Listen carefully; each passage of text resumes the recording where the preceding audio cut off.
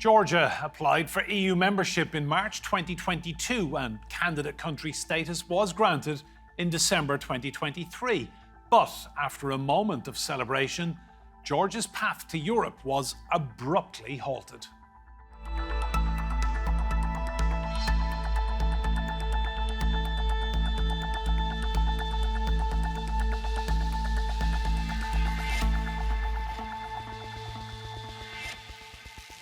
Hello and welcome to Roundtable. I'm Enda Brady. Now, the EU froze the financial aid of 30 million euros for 2024, and the Union also mentioned that they might suspend visa-free travel for the country if parliamentary elections violate the democratic principles. So, is this the end of the European dream for Georgia? Georgians' strong desire to join the EU was rewarded at the end of 2023. 18 months after asking to join the bloc, the European Council recommended candidate status. This day belongs to everyone. This valiant love nourishes our past and our future. This is our response to Russia, our response to occupation. But this joyful mood did not last long. In April, things began to go wrong with the vote on the Transparency of Foreign Influence Law on foreign funding of NGOs. We always had questions about their intentions, but now it's so clear. So all masks are off. We know where they take our country. It's not about the law anymore. It's about their decision to distance Georgia from the West, from the EU, from the NATO, and take Georgia to the direction of Russia and make Georgia the ally of Russia. With fights in parliament, protests, and police repression, chaos engulfed the whole country in a short time. The approval of the controversial bill has cast an inevitable shadow over the country's westward ambitions. The Georgian parliament voted to override the Georgian president's veto of an anti-democratic foreign influence bill that fails to conform to European norms, effectively turning the bill into law. The United States condemns this action. Eventually, the accession negotiations were halted. Georgia, after all, is a candidate country, and we hope, we expect, and we call on authorities to go back to the European path and deliver on all the commitments they took upon themselves voluntarily when they applied for the candidate status for their country. EU leaders also froze 30 million euros in aid due to concerns over democratic backsliding in the country. Despite all these, the government continues to signal a desire to cooperate with the West. Prime Minister Kapanadze said that European integration remains the main foreign policy priority. But Russia's influence and presence in the country goes back much further than the adoption of this new law. The West is at a crossroads once again. Uphold its democratic values or risk Georgia drifting closer to Russia? Well, let's meet our guests. Joining us from Tbilisi, Sergi Kapanadze. He is a professor of international relations and former deputy speaker of Georgia's parliament. Also in Tbilisi, Nino Samkharadze. She's a policy analyst at the Georgian Institute of Politics. And in New York, we have Ulrich Brueckner, who's a professor of European Studies at Stanford University in Berlin. You're all very welcome to Roundtable. Nino, I'll come to you first of all. Just remind us how relations between your country and the European Union have deteriorated so quickly. Thank you for having a focus on us, because as of now, Georgia is a state which used to usually pioneer the democratization, Europeanization process throughout the previous decades. Once upon a time, it became the country which is not anymore the reliable partner for neither for Brussels, neither for Washington in our region.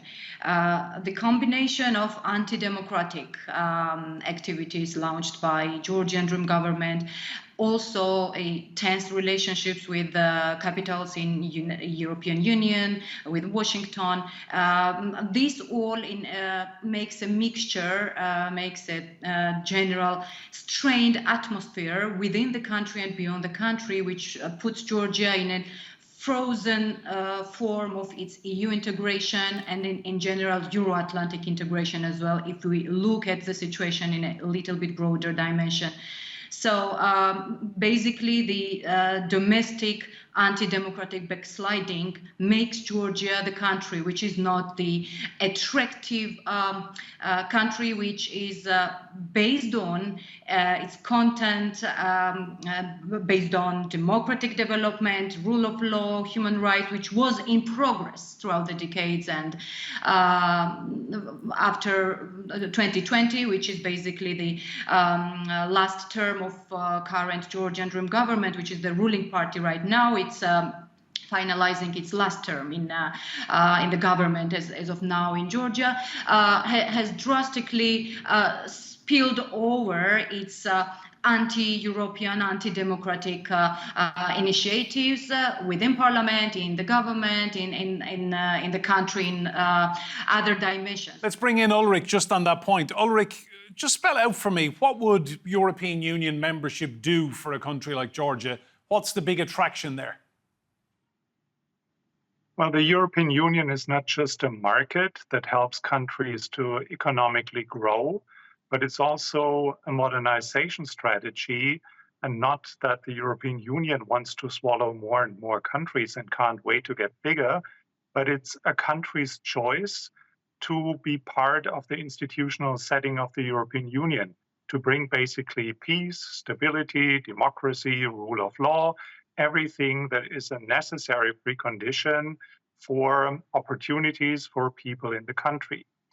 Having said this, the European Union needs to be prepared for new members, and countries have to go through a major transformation.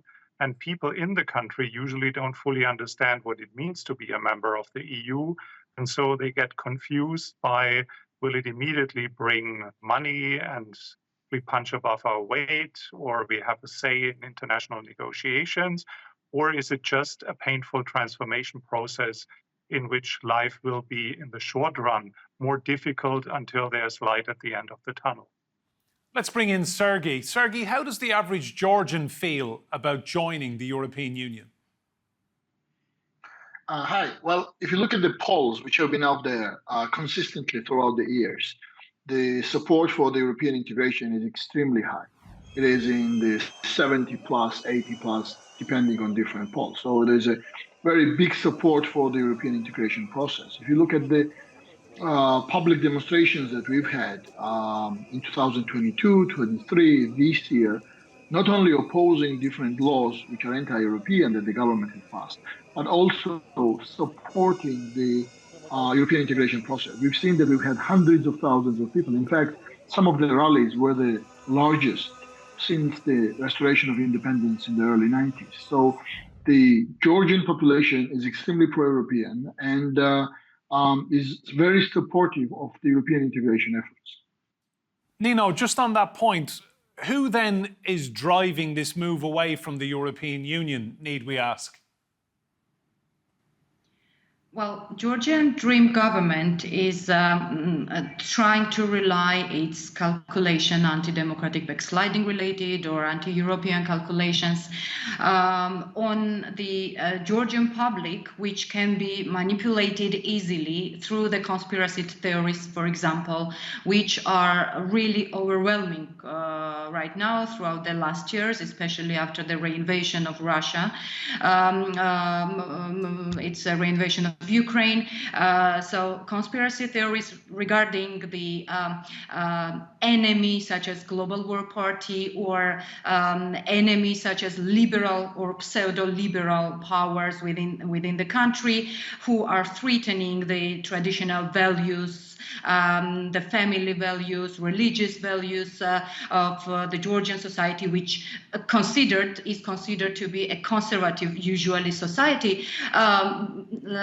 Like this part of GD narratives are basically working sometimes on the part of the society which are trying to navigate because now Georgian Dream Party is trying to attract the buffer voters who have not decided yet, but on the other hand this drastic backsliding which is very pragmatic negative impacts over Georgian population in terms of economic terms, in terms of human rights terms. So in general, atmosphere is obviously deteriorating in the country. So I'm not really sure to what extent successful GD will be throughout the last month before the elections, which we are going to have on October 26th. But at this moment, Georgian Dream government is trying to manipulate with those populist conspiracy theories which might work on part of the society.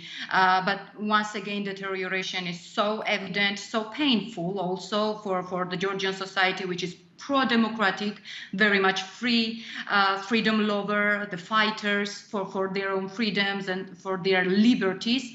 I don't think this works well for GD itself. Thanks, Nino. Ulrich, there's a phrase that has popped up several times already, democratic backsliding. How disappointing is it to hear that in a country like Georgia that a lot of people in the European Union were really looking forward to welcoming in? Well, it is one of the big trigger points to make the European Union rethink the decision to grant Georgia the status of a candidate country. And I think this is chosen on purpose. This is not an accident. Because when we look at the requirements, what a country has to fulfill to become a member, the first and most important one is the political criterion of the so-called Copenhagen criteria to become a Western-type democracy. And the EU says what a Western-type democracy is, which means that the leverage of conditionality, that only if you do what we think is necessary to be fully integrated and committed to the values and principles of what this club stands for, only then you get a chance to negotiate everything that will bring the immediate benefits of being a member of the EU. But that questions the functioning of a system that moves towards an authoritarian regime. The mishmash of parties' interests are also state interests, a system of clientelism, and everything else that could bring a regime change, which is not in the interest of the ruling party. So they do not only start with a law that frames civil society institutions agents, which is one trigger point, but they also bring in an LGBTQ law that restricts sexual freedoms. And both is totally unacceptable within the European Union, and therefore the EU will put negotiations on hold. Sergi, talk to us about your Prime Minister, Irakli Kobakhidze. What do we need to know about him? What kind of a leader is he? I think the more relevant question is to be talking about his boss, Mr. Ivanishvili, who is actually running the country, the oligarch. Mr. Kobakhidze has been just one of the cronies of Mr. Ivanishvili. He does not have a weight. He's literally political nobody. He's been appointed there as someone who is loyal to Mr. Ivanishvili. So the person who runs the show here, the person who is responsible for all these developments, the democratic backsliding, anti-European rhetoric, the oppression of the minorities, passing the laws which were just mentioned, whether on the so-called LGBT propaganda or the foreign agents law, all of this is coming from Mr. Ivanishvili. Once again, he's a billionaire, he's an oligarch who's made his fortune in Russia. He has nothing to do with the European values and with the aspirations of the Georgian people.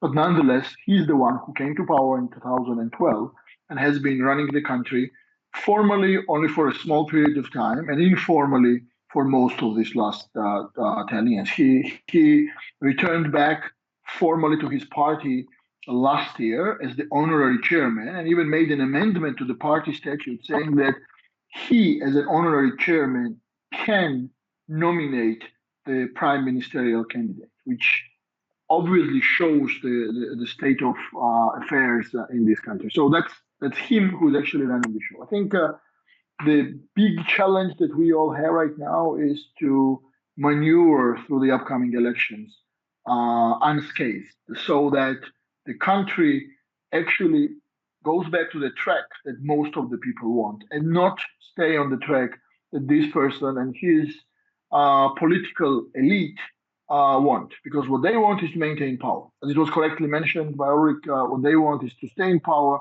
They want to pass the laws which does not create problems for them being in power. The EU reforms and the EU requirements, such as the judiciary reform, depolarization, institutional reforms, all of those are burdens for Mr. Ivanishvili and his political party. Because with those reforms, they are going to lose power. So that's the biggest challenge Georgian society has right now, is to peacefully go through this transition period, through the elections, and to move Georgian Dream into the opposition, and then just move forward on the European integration track. We have been the front runner on this track for years, even the decades, and this is now a very strangely unique situation for us, to be not a front runner, but to be actually a sort of a pariah, sort of a country whose accession process is frozen. I mean, I've been in diplomacy and politics for a long time, and this is something that I would not even imagine in the biggest nightmare, that the Ukraine and Moldova would be proceeding, moving forward, and Georgia would be considered to be a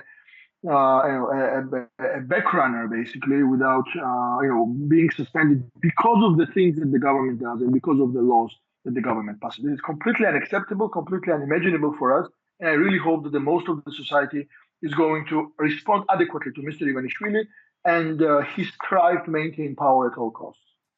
Nino, give me your impression of what the European Union is saying about Georgians having 6-month visas. Currently, you can travel around the European Union for 6 months into the Schengen zone, no problems. European Union is threatening to withdraw that because of backsliding democracy. How do you think the average Georgian will feel if that is suddenly taken away? Well, there are kind of rumors. This is not neither official statement or something official that the European Union is discussing banning the visa-free regime for Georgian and Georgian people. But of course, this could be the logical process, a consequence, negative consequence for the Georgian state as such.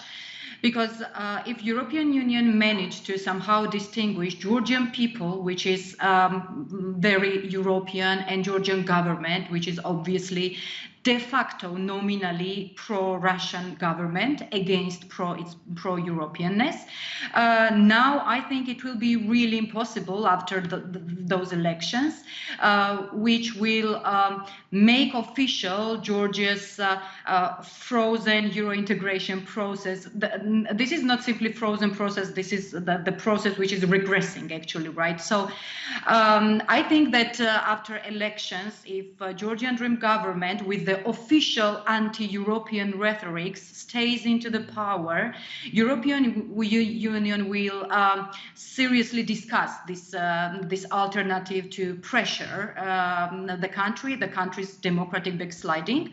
But as for the Georgian people, I think that Georgian population, starting from the students, from businessmen and from different cohorts, demographic cohorts of Georgian population, they are very intensively using this opportunity granted to Georgia from the European Union. I'm more than sure that the youth will mobilize to protest and pressure the government against this measurement imposed from the European Union as a matter of conditionality, or also business sector will be negatively impacted, and I'm sure that the further pressure from the society from below to top will be enhanced. Ulrich, can you see any way back for Georgia now? Well, of course, the door is always open, but we also need to take into consideration what the mood in the European Union is. For a long time, there was something like an enlargement fatigue, because it took way longer to fully integrate the countries that joined in 2004 and 2007. And therefore, having even more potential troublemakers sitting at the table in a system that institutionalizes minority rights. So small countries punch above their weight, and that makes it way more difficult to form a common denominator. So the general appetite for further enlargement was not very big until Russia invaded Ukraine, and suddenly everybody understood that if we don't do anything and if we don't send a positive signal to the East, they will end up being part of an influential zone of Russia or even China with a Belt and Road Initiative in which they also play a role. So it is conflicting positions within the European Union, and the window of opportunity can also close again. Sergi, give us your prediction for the elections then in October. Who's going to win? It's a very tight call. I think the chances now are quite even, and if we were to have a normal election and with a normal pre-election environment, without intimidation, without vote buying, without massive propaganda that the government is pursuing, that the government would have no chance. But because of these instruments they've been using regularly throughout this period, because of the laws that they've passed, undemocratic laws that target the minorities, that ostracize part of the people, that are part of the vulnerable groups, that attack the civil society and media, obviously they are playing on an uneven field. So that pre-election environment already affects the potential results. However, as I said, the support for the European integration track, support for the pro-European forces in this country is quite high. So I think it's going to be a very tough and fierce battle. If you look at the polls, I think Georgian Dream is going to lose. But obviously we still have about a month, more than a month to go. So it is still not entirely clear. Now, I just want to go back to one of the issues you asked, Nino, about the visa issue and what would the Georgians think? Because it's also related to the election outcomes. I think if the European Union is to really consider suspending the visa-free regime for the Georgians, I think they should say it clearly now. Because the worst thing the EU can do is to be silent about that prospect before the elections and then follow up to punish the Georgian dream and by extension Georgian people after the election results are there. So if the EU is seriously considering to deal with the Georgian dream, whether these are the sanctions individually or financially against those who pass these anti-democratic laws, against those who are demonizing the West, who are attacking verbally and politically European Union, or to have the sanctions like the reintroduction of the visa regime for the Georgians, that needs to be made clear now. Because if the EU makes it clear now that that actually is the case, and by the way, there has not been any official statement from the EU on that particular issue, that can have a very positive outcome on these elections. Because people here, as I said, are extremely pro-European. They care, they cherish the possibility to be able to travel to the EU freely. And more people learn that because of the policy of the Georgian dream, there's a danger for the visa-free to be suspended. More the chances that the Georgian dream is going to lose. And I think the EU has been making that mistake over and over, giving undue credit to the government who didn't deserve it. And I hope they're not going to make this mistake now. Nino, I see you nodding in agreement. You obviously think that is what the European Union should do right now.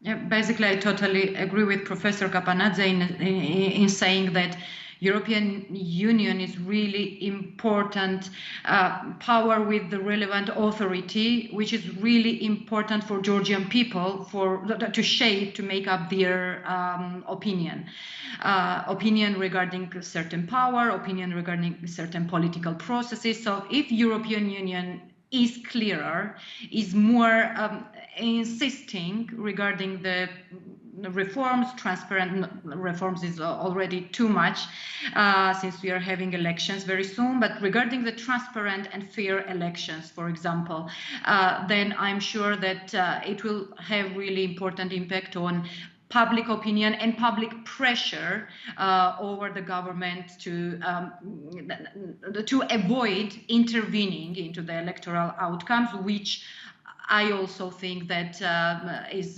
very importantly balancing GD power into the parliament right now. As of now, GD is trying to rally for the constitutional majority, which is quite high, it is big ambition for the party, which is so drastically increasing its negative image in the eyes of Georgian population. So I'm sure that GD needs some preliminary pressure from both dimensions, from the domestic powers, such as the public, general public, such as free media, such as civil society organizations, and etc. On the other hand, external political narratives, political pressure, I would say, would be really important over the government to not to be too brave to intervene drastically into the election outcomes. Ulrich, final question to you, just briefly. This is an election that the European Union will watch very, very closely. Yeah, of course, because this is not just about another candidate country that wants to join, but it is also a signal to other candidate countries that we need to find a balance between the carrots that we just heard is a visa regime, but the European Union also has to have sticks. And the stick is, if you deviate from the norm, it will come with a price. And that's also a signal that the EU sends to candidate countries. Ulrich, Nino and Sergi, thank you all so much for your superb insight into what's going on in Georgia right now. Remember, you can see more discussion and debate on our YouTube channel. Just search for Roundtable TRT World. And if you like what you see there, please do hit that subscribe button. But for now, from me, Enda Brady, and all of the team here, goodbye and thank you for watching.